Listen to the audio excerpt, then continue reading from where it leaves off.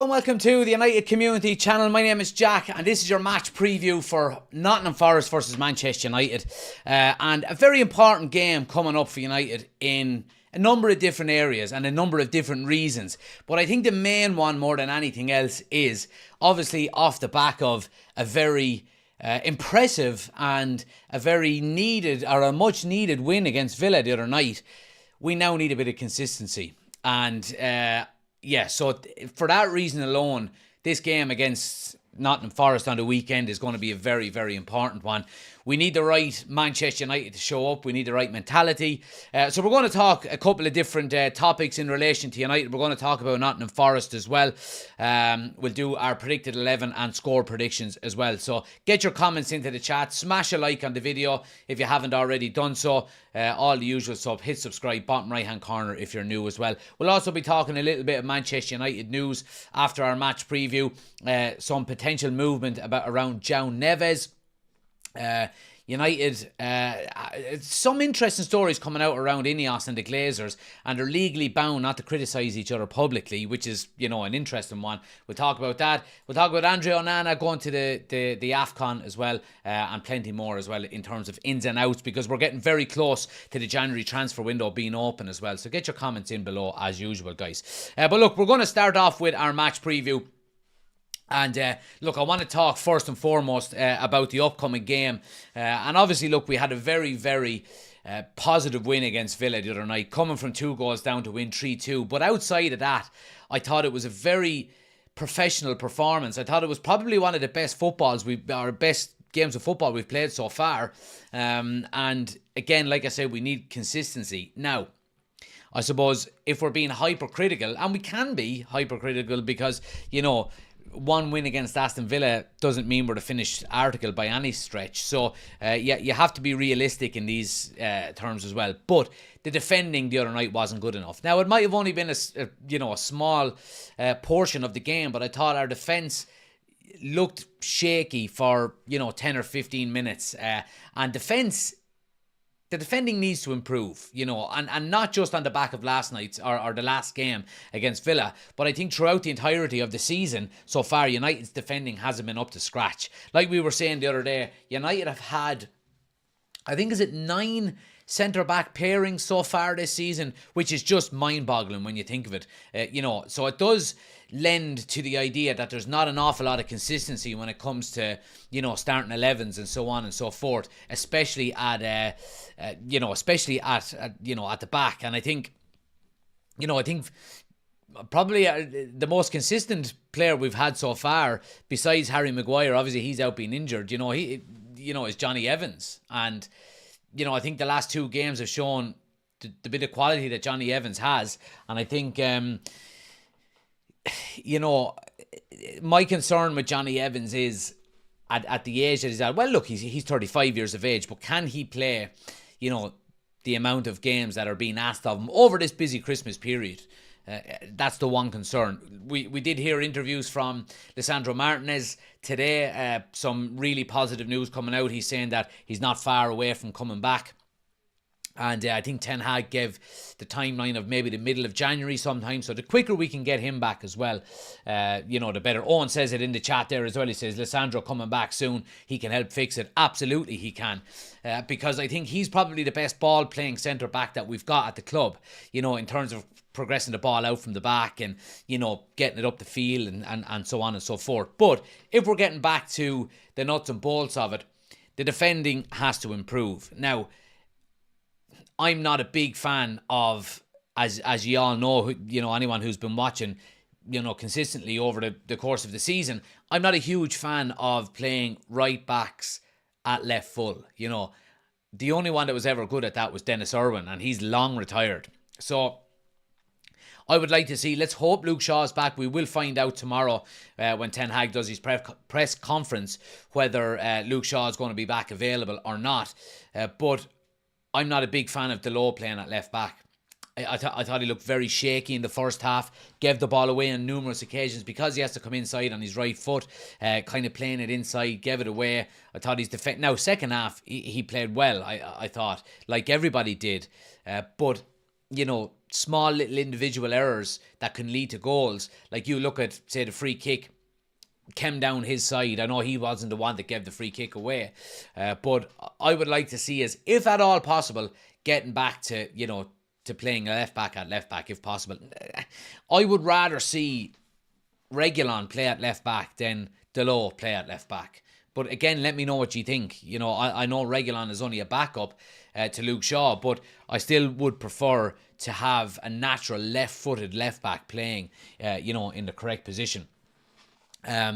So yeah, look, defense is key. Defense is key on the weekend, and I think if we can get back to some sort of consistency like we had last season in defence, it will give us that springboard to go on and actually go and win games. Because, we seen last year, Wan-Bissaka, Varane, Martinez and Luke Shaw, rock solid back four, conceded very little goals last season. Obviously, we had a few games in between that, you would concede a lot, but throughout the entirety of the season, we're very, very consistent at the back.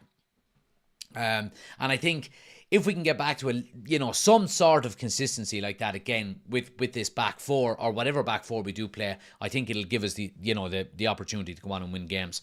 Niall says, evening lads, hopefully we can kick on from the Villa game. Ben says, I like Reguilon and keep Shaw for the Spurs game, but I won't be surprised if we play the same team on Saturday. Let's see what people are saying here. I think Shaw has shown quality. That's coming in from Trez, absolutely. Man City won a league with 9 centre-back pairings. I don't know what that has to do with anything.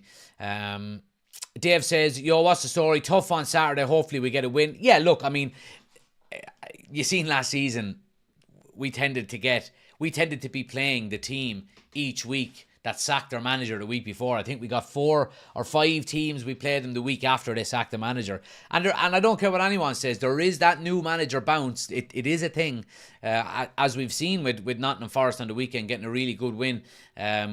So yeah, I mean, it's not going to be a walkover by any stretch of the imagination. In my opinion, Shaw on his best days is the best left back in the league. Well, he's up there. He is. And again, we go back to consistency that we're talking about here. And I think Luke Shaw is the epitome of inconsistency throughout his Manchester United career. On his day, I agree with you, Dave. I think he is, up there with one of the best left fulls, probably in the world.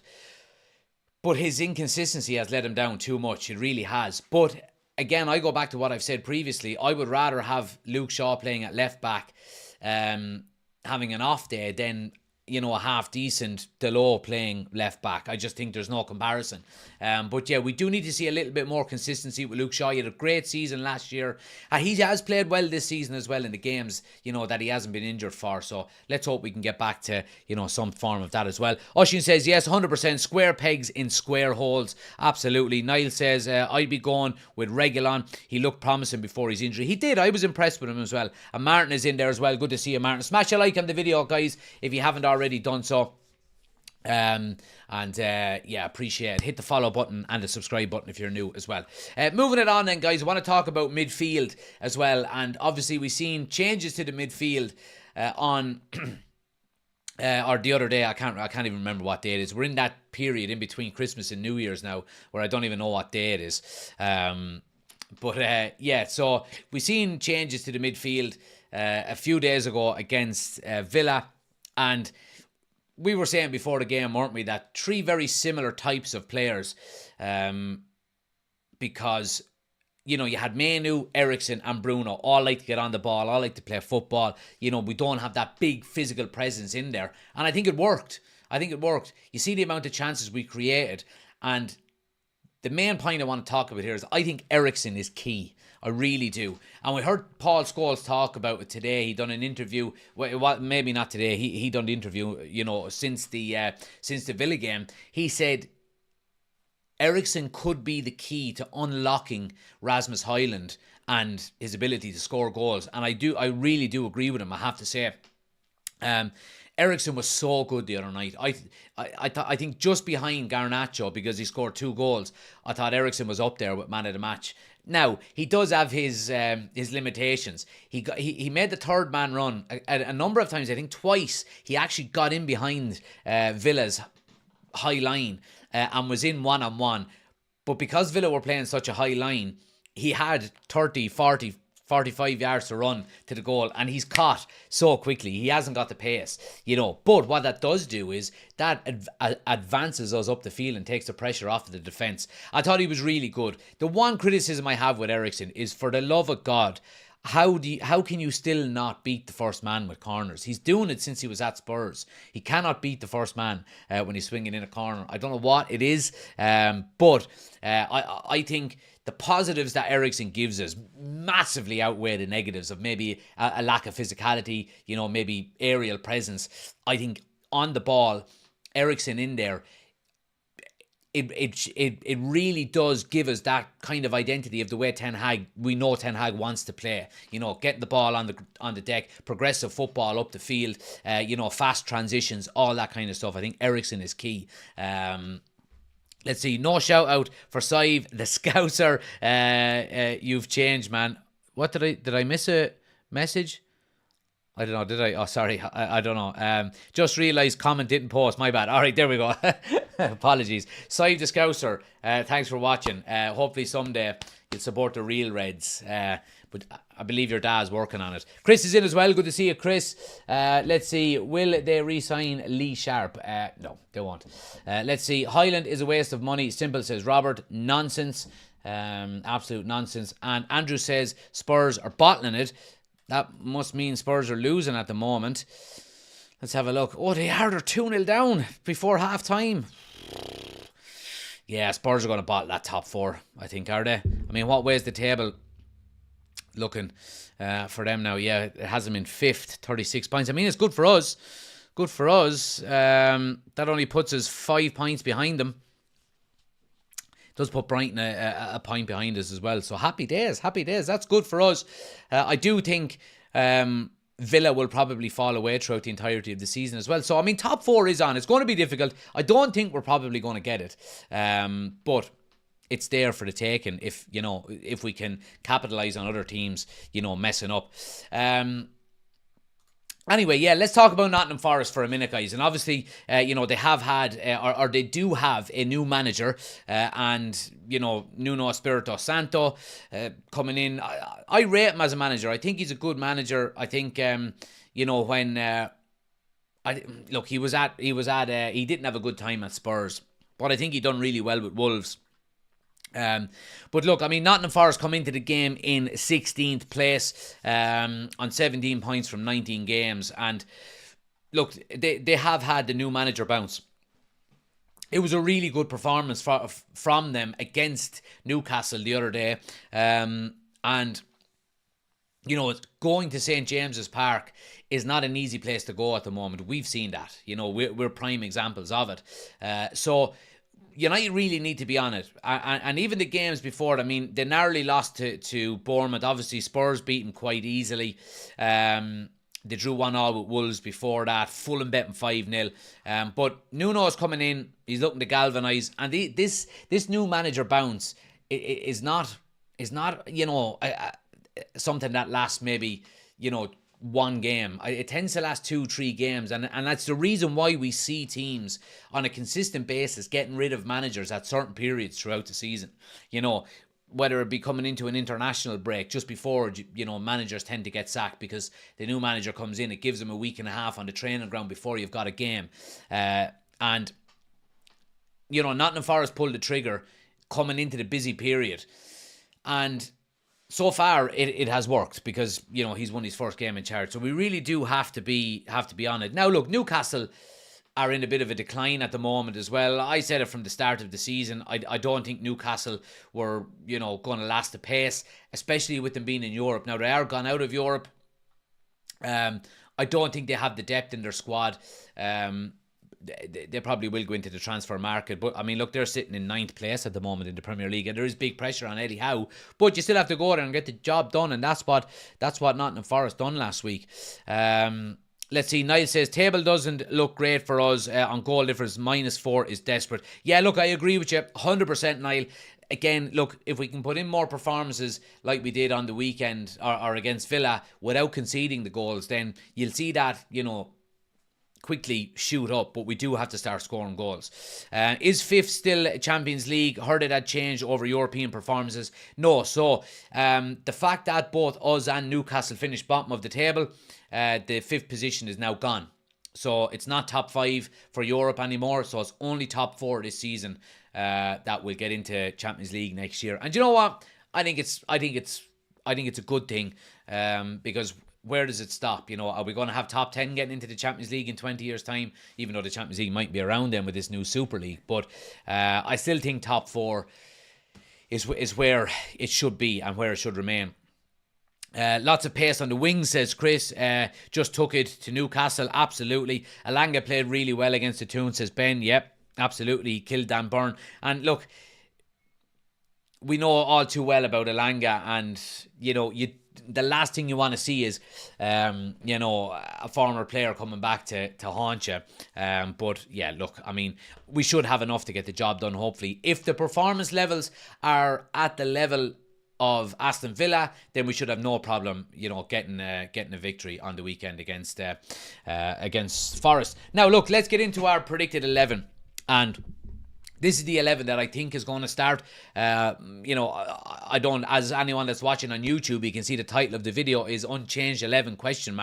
And I don't envisage that there is going to be too many changes. So I'll put my starting 11 up on the screen. Let me know what way you want United to line up on the weekend. Would you make any changes from the starting 11 against Villa, or so on and so forth? Anybody watching on TikTok as well, guys, get over to YouTube. We've got the starting 11 all up on the screen. You can check it out. Link is on my homepage there as well.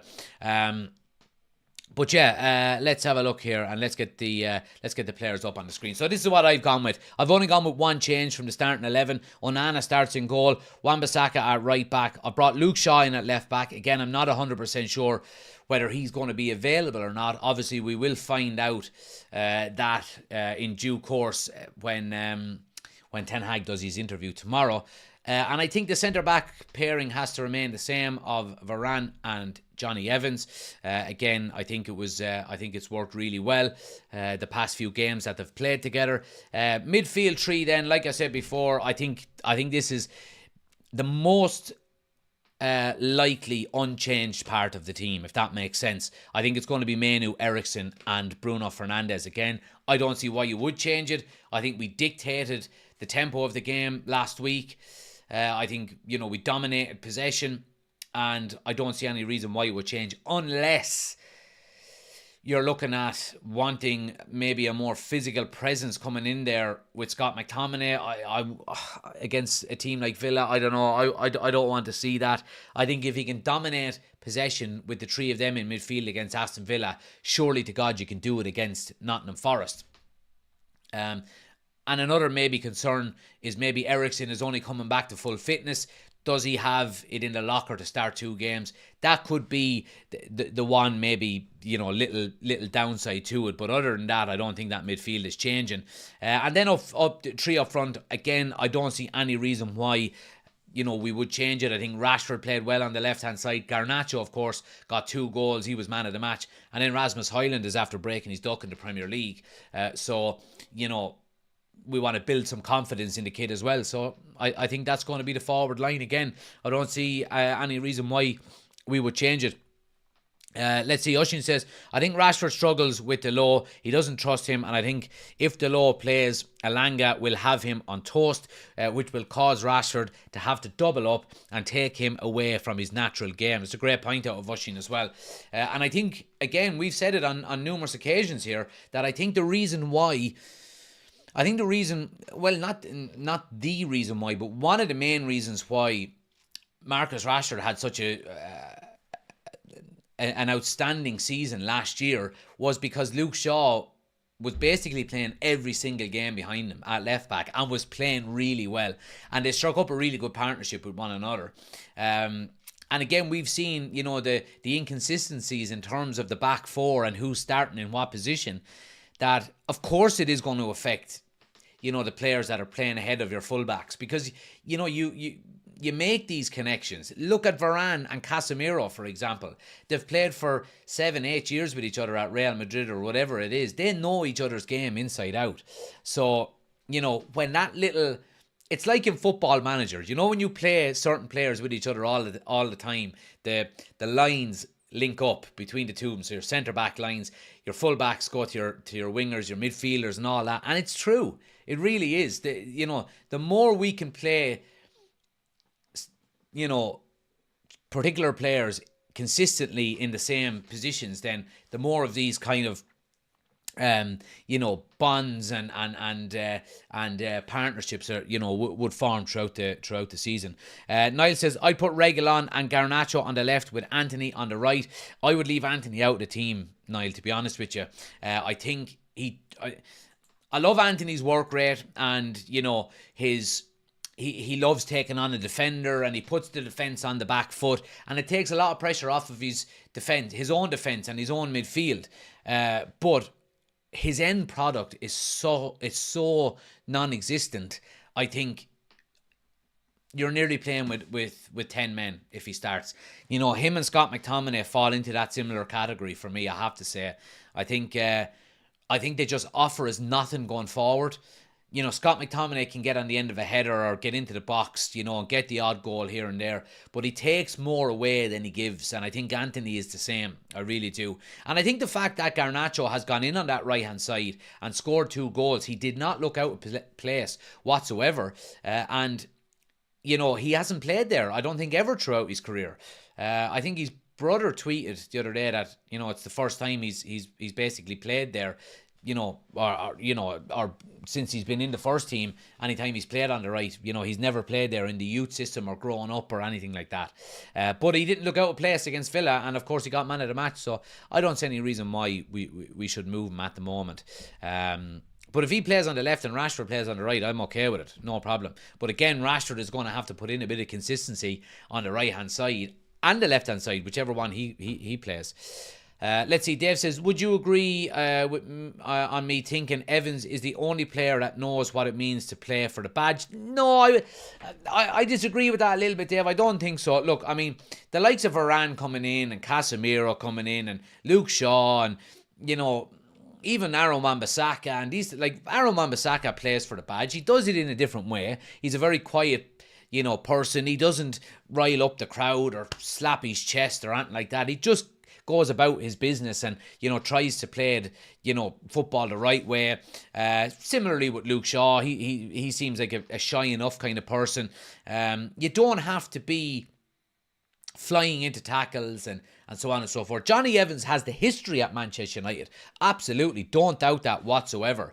But you look at the performance against Villa the other night. Every player on that pitch was playing for the badge and playing for the manager and playing for the fans and playing for the club. I can't doubt that. Now there are times and there are games where players don't have good games and they get criticised, and we have to get away from over criticising players if they have a bad game. If there's a consistent run of games where they're not good, then fair enough, like Anthony, for example, or Scott McTominay, for example. You can criticise, but I don't think any player goes out on the pitch and wants to, just down tools. I don't believe that. Ocean says, Anthony is how an impact player coming on to face tired defences. He could be this year's Garnacho. There you go. Horses for courses. That's what we say, don't we? I think it's an important thing to use players wisely. Damasco, thanks for the gifts, much appreciated. James says, Johnny Evans hugely underrated. City went for him in 2018. They were willing to pay 50 million. Yeah, and that was the Van Gaal era. He got rid of a couple of players that I really thought he made a mistake with. Johnny Evans was one. He got rid of Chicharito and a couple of other academy players that really shouldn't have been let go, in my opinion. And I think Johnny Evans was one of them. Now, would Johnny Evans have been a stalwart throughout the last 10 years since Ferguson has gone? Probably not. But I do think a squad player, absolutely. He's the epitome of a player that, has been there and done it and won the Premier League. And did he win a Champions League? I think he won a Champions League as well. He was part of that squad, I think. So yeah, I mean, I'm delighted for Johnny Evans.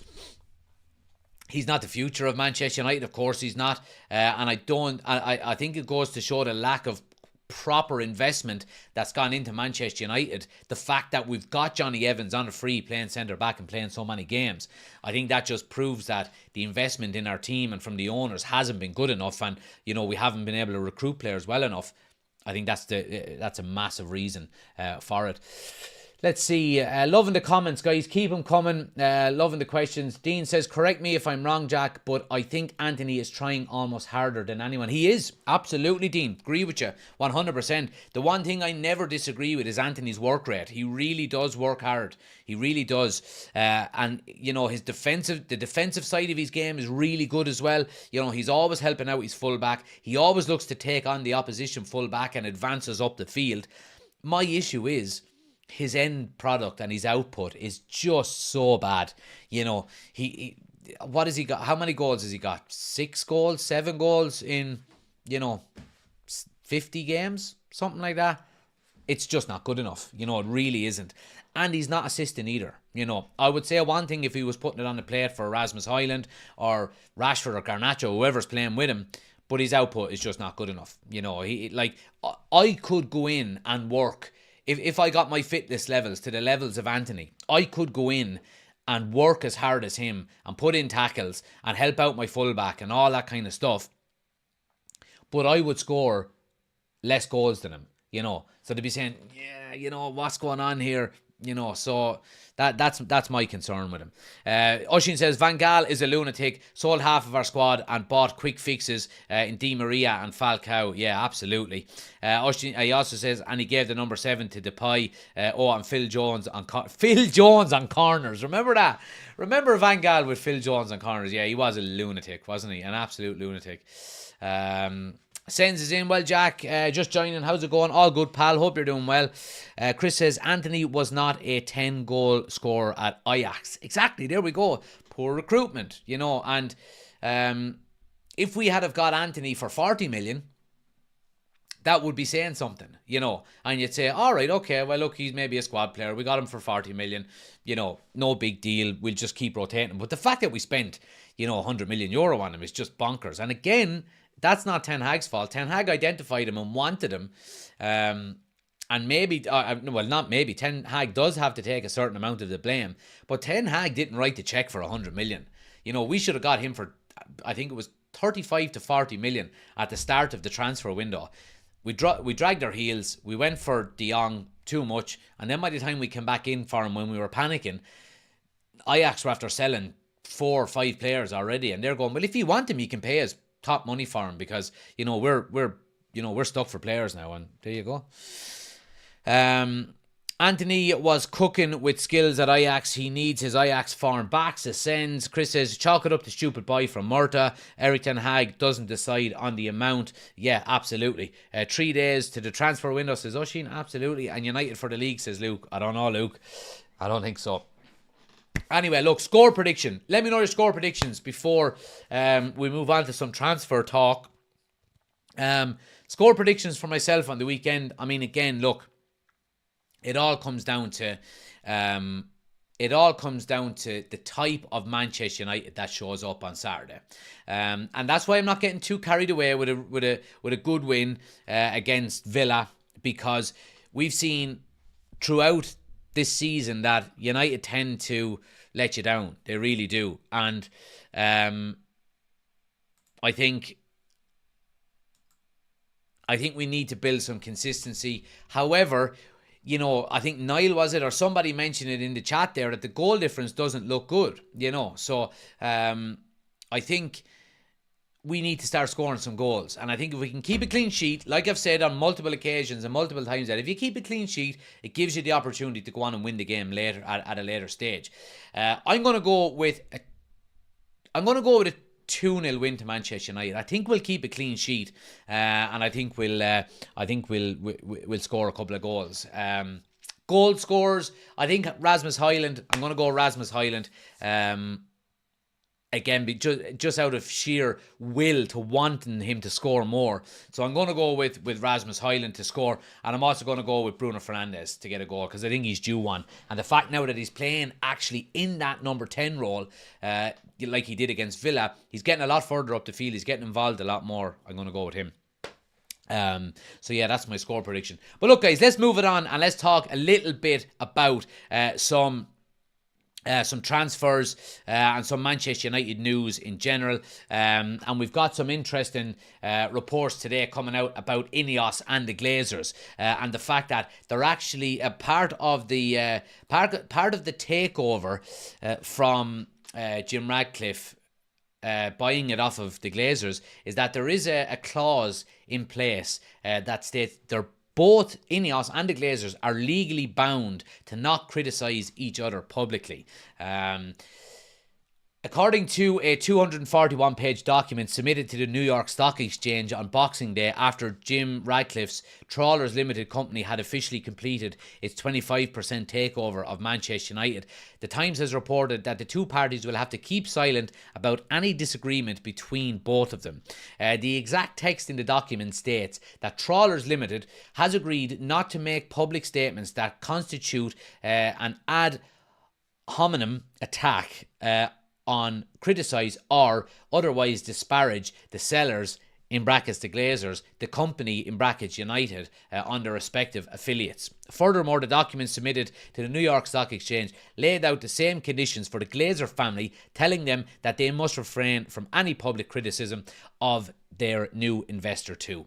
And to be honest with you, I'm all for this. I really am, because, you know, being a United fan over the last, 10 years or so, the fact that we've seen players come out and be critical, and Sancho's the main one. There's been mutiny in the ranks and all this kind of stuff. The less drama we can have within the media and within the public domain about Manchester United, the better. So I'm all for this, and I think it actually is a good idea. I don't see why it would be a case where one would be criticising the other, because I presume they're both trying to do the same thing. They might have disagreements in terms of who they want to sign and where they want to go, and what direction they want to bring the club in. But I think keeping that kind of stuff in-house is vitally important, in my opinion. But yeah, interesting stuff. Arsenal are 1-0 down, by the way, to West Ham, which is a big upset. Now, there's only 17 minutes gone, but good to see. That West Ham away kit is fucking gorgeous as well. So it is. But yeah, West Ham doing a number on Arsenal as it stands, and Brighton are 2-0 up on Spurs as well at half time. So, I mean, interesting stuff. Again, I kind of want Arsenal to win because I don't want fucking Liverpool winning the league, to be honest with you. But yeah. But anyway, let's move it on to some transfer news, guys. For the next maybe 10 or 15 minutes before we finish up. Niall says if they could only put that in players' contracts, stop the leaks. Yeah. And I don't see maybe why you couldn't. I think that is something that maybe Manchester United should look at doing and putting into players' contracts. Non-disclosure packs, or you can't talk negatively about the club. I don't see why that would be the case. I'm sure I wouldn't be allowed to go on and talk about my employer publicly, if I had a platform to do so, which I do, but not necessarily a big one. I presume I would get sacked, so I don't see how this player power has come to the fore so much. Sen says blue one or white one? The blue one.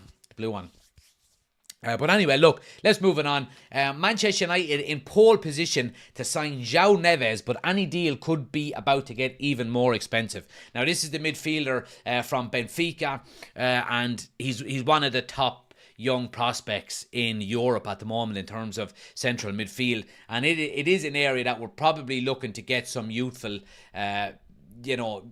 a bit of youth into, over the coming transfer windows, you would say, with the likes of Eriksen, Casemiro both being the wrong side of 30. We need to see some quality youth players coming through. So the report comes out that Manchester United are in pole position.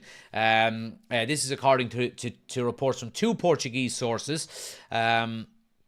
It states that Manchester United are in first place to sign the talented young midfielder, but there is a hitch. Benfica are intending to offer the 19-year-old a new deal, which will increase his release clause to 120 from 120 million to 150 million. Okay, so he currently does have a release clause of 120 million euro.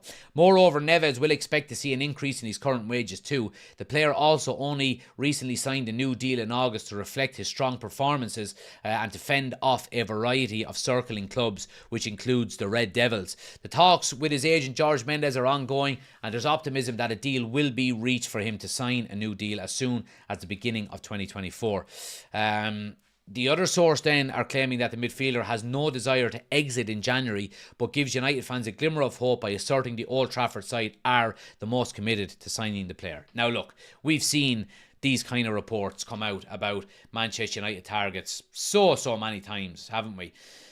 And I think I would love nothing more than to sign this guy. I really would. I think he's a fantastic player. He is real quality. He really is. We are not going to pay 120 million for him. It's just not going to happen. It really isn't. Unless there is a huge cash injection from Ineos. When it comes to financial fair play regulations at the moment, we cannot go out and spend 120 million on one player. We just can't do it. It's just not feasible. We've seen overspending so far, basically on every player we've signed. We signed Mount for too much. We signed Highland for too much. We signed Anthony for too much. Casemiro we spent too much on. And all of these kind of signings and all these negotiating deals have led us down this very narrow path of financial fair play that we're on at the moment. And again, I hate to burst the bubble on a potential positive, but I can't see us spending that kind of money on someone like João Neves. I really don't. I think we will go out and get a cheaper alternative. I really do. Now, who that cheaper alternative will be, that remains to be seen. But this guy is a really good player. He's a central midfielder. He can play in a defensive midfielder as well. He can play in the 6. He can play in the 8. Him, Kobe Mainoo and Bruno Fernandes would be an unbelievable centre-back trio, or centre midfield trio. They really would. But again, we have to be realistic as Manchester United fans over the coming few weeks of the January transfer window, and when we're working towards the summer transfer window as well. We are potentially going to be getting new players in, or new employees in behind the scene. New CEOs, new directors of football, people to negotiate these kind of deals. And let's hope that they will be better. Well, I know they will be better at negotiating deals than what we've had already with Murtaugh and Richard Arnold and so on, and even before that, Ed Woodward. But I think, Manchester United are not that team anymore, are not that club that, are going to go out and sign the most expensive player in the transfer window anymore. And we can't, because we've said this over the last number of transfer windows. We need to get the balance right between quality and quantity, because you go all the way back to what Ranić said. It's open heart surgery. It's 10, 12 players that we need. Now we've got players in, however we're nowhere near the full complement of a squad that we can to go on and challenge for a Premier League, or even sustain a top 4 year in, year out. So we need to get that balance right between quality and quantity, and signing a João Neves for 120 million is not going to be that, because we will get real quality, but the quantity, we'll get quality will go up, but the quantity level will go all the way down, because we won't be able to afford anybody else without clearing out our squad. Now, if you go and get rid of a Jadon Sancho off the books for 70 million to Saudi Arabia, then all of a sudden that might open some doors, and if you get 30 million for Varane, then you're getting 2 players off the books that are potentially going to be leaving anyway, and you're generating 100 million. Then all of a sudden João Neves becomes a real possibility. So, again, we go back to what we've said. We need to improve selling players just as much as we do buying players. And I think if we can do that, then we can generate some money. You might see some of these top talents coming into Manchester United. You really would. But But yeah, let me see what people are saying in the chat here. Let's see. Chris says, like, sign him in January and we get him in the summer. Get the deal agreed for now for the summer, as Chelsea did with Nkunku. Absolutely. And hopefully the new staff coming in the background are that type of staff that can go, yeah, let's get that done. Oshin says, for the next 4 weeks, every agent will be using United as a bargaining chip and will lead us up the garden path. Well, I think what I've been happy to hear over the past few days is that the ratification of Jim Ratcliffe's 25% is going to take 6 to 8 weeks from the Premier League. However, part of the deal states that Jim Ratcliffe and Ineos have to be notified by the current ownership on any deals that are getting done. So hopefully we will put some standards in place by the new ownership, even if they don't have the final say in it. They can go, no, look, this is not where we want to be. We're taking over football. I know the football inside. I know it's in 6 weeks' time, but we don't want to do this or we don't want to do that in the background. Being a silent partner nearly. Let's hope we can see some of that going on. January will only be loans, says Chris. Weghorst again. Hoping we can do a Malin for Sancho swap. Opinions on Martinez interview sends. Yeah, I love Martinez. Can't wait to have him back. I think maybe 2.5 weeks supposedly. Oshin says, we'll loan in a 30-plus-year-old striker, a crocked mid-20s CDM who will spend more time in treatment. And that's all she wrote. Can't see very few going out too. Let's see.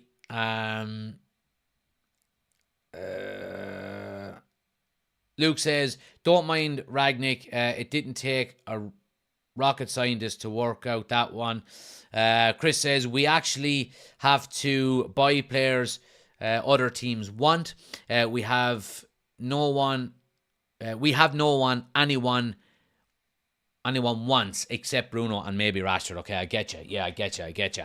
And again, that comes down to good pre-planning. It comes down to good, future planning. It comes down to good negotiating. It comes down to people in place within the club that are good at their fucking job. And at the moment, we don't have that really, don't we? And Luke says Greenwood going for 40 million, ?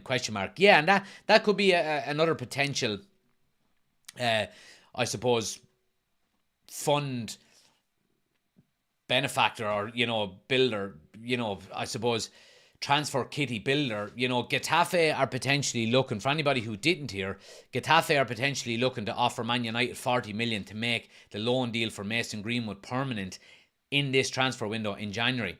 And I think they're doing that to try and fend off some of the interest that's coming in the summer. And that interest is coming. There's talks of Real Madrid, Barcelona, Juventus are all interested in Mason Greenwood. But obviously he's on loan at the moment, so no bids can go in. Getafe can potentially put a bid in for him. It doesn't look like he's going to come back to Manchester United. I think it's an awful shame because he's a talent. He's such a fantastic footballer. But I in a way I am happy that he's not coming back to Manchester United. We have to put down some, we have to get some morals. We have to put down some standards, and I think that is a great way of doing it. You cannot have players playing for Manchester United who do something like that. And as much as the younger generation don't understand and what's going on, and for that reason they want Mason Greenwood back and this and that and the other, you'll understand when you get a bit older. But yeah, I think Mason Greenwood leaving, I probably would be against actually selling him in January for 40 million, because I think we could get a lot more for him in the summer if he continues to play ball and he continues to score goals and put in good performances. I think that 40 million could easily double by the summer. I really do. I mean, if you're paying, or if we're paying, if we're paying 72 million pound for Rasmus Højlund, then why can't Real Madrid or Barcelona pay 80 million pound for Mason Greenwood, who's probably a better player and the more finished article, you know what I mean? So again, that goes back to us being smart at selling players as well. I really do. Morals and football in the same sentence. Rooney, Giggs and Rio were horrible family men. Giggs 100%, but I don't know where you're getting Rio from. But yeah, I mean, none of them done what Mason Greenwood done. There's plenty of people who go off and be with another woman, but none of them players done what Mason Greenwood done. You know what I mean? So you're talking morals. I'd double check what you're talking about there before you put in a silly comment like that, Mikey. I really would. But anyway, look, other news, obviously Andre Onana has been called up by Cameroon for the AFCON. He is going. He will be gone for I think it's a minimum of, let me see, does it say it here? Let me see. Does it say minimum amount of games that he will miss? I think it's a minimum of 4, is it, or 5 games maybe he misses? Let's see. If Cameroon go all the way to the finals, Onana... Oh, no, sorry. If they go all the way to the finals, he'll miss 4 games. All right, so it's a maximum of 4 games that he will miss. All right, well, that's not too bad, I suppose. It's not too bad. Yeah, it's not too bad. It's not too bad. But that question, the question remains then, would you bring in Binder on the weekend against Nottingham Forest? Because it's probably the best opportunity for him to get some game time without it being, I won't say a big game, because it is a big game. It's in the Premier League. But, obviously Nottingham Forest, I think it probably is best that we do give him some game time. I wouldn't be surprised if we see him play on the weekend, because when is Onana leaving? He's going to miss the Tottenham game. Okay, so that's the first game that he's going to miss. So we've only got 2 games between now and then. So does Ten Hag maybe play Onana on the weekend? I think he probably will play Onana on the weekend against Forest and then bring in Binder for the FA Cup game against Wigan on the 8th of January.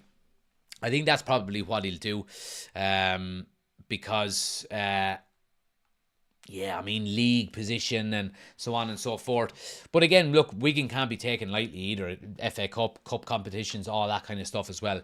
But I would probably play Onana on the weekend and then bring in Binder to play against Wigan, give him 90 minutes. And it is strange that we haven't seen him play any minutes so far. Oshin says, I'd start Binder then against Forest. He needs the game time. Party Pooper says the same. Yeah, bring in our number 1. Niall says, agree, Oshin, bring him in for the Forest game. After the McGinn free kick, I think Binder should play as well, says Chris. Does he not go to a camp as well, though? Maybe so. I'm just reading the article here that I see is basically saying that he will only miss the Tottenham game, or the Tottenham, Wolves, West Ham and Aston Villa. So... yeah. When is it starting? Yeah, it begins on the 11th. So, yeah, maybe he does miss the Wigan game. I'm not 100% sure. If he's going to miss the Wigan game as well, then I'd be playing him on the weekend, absolutely. B says, if we win all games without Onana, what will that show? Will Onana still start? Probably not, to be honest with you. Probably not. I think if Binder comes in and, it's all well and good keeping clean sheets if you're playing against bad teams and, teams that are not expected to score. But if Binder is coming in and he's putting in good performances week in, week out, while Onana has gone, then, it's absolutely 100% up to Onana to get back into the team when he comes back. And I don't think he should be guaranteed a spot. But again, there's a lot of ifs and buts there. We need to see what Binder is like, when Onana is gone. Rumours circulating today as well, guys, that Bayern Munich are considering a €20 million offer for Man United ace Raphael Varane. Now, look, we do know that potentially Varane is up for sale in January. Again, with a couple of really good performances in the last few weeks, I don't know if them reports are now wide of the mark. We did, obviously we done a live last week as well, suggesting that Ten Hag wants to keep both Varane and Casemiro to a minimum the end of the season. I think that's right. I think if an offer does come in for Varane, I don't think we should accept it. I think we should be keeping a minimum to the end of the season and then looking to potentially move him on and get in a first choice centre back that can come in and just fill his shoes straight away. But yeah, that remains to be seen. Let's see what happens over the coming weeks, whether a bid does come in from Bayern Munich. There was reports as well suggesting that Real Madrid are going to come in and offer to buy him from us and then sell him again in January. So it's basically an internal loan by Real Madrid. They will buy him from us and then sell him in the summer to another club. So I don't know what way Varane would be about that. I wouldn't be too happy about that because you don't know where your end game is. So yeah, but that's that remains to be seen. Supposedly as well, I don't know what truth is in this either. Man United have offered Real Madrid the chance to sign Antony for €30 million. Where is this report coming from? Let's see.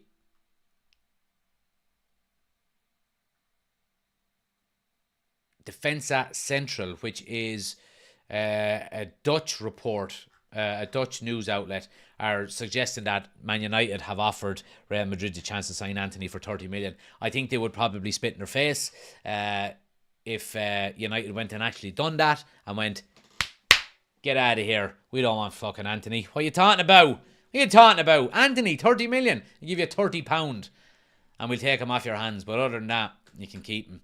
So yeah, I don't know what truth is behind Antony being Antony going to Real Madrid because I thought you used to have to be a good player to go to Real Madrid at one stage, but supposedly not, if this is to be believed. So yeah, anyway guys, look, that's it. That's all the news and the match preview. Hope you enjoyed it. Please do smash a like on the video if you haven't already done so. If you're new to the channel, hit the subscribe button, right hand corner. If you're new watching on TikTok, please do hit the follow button.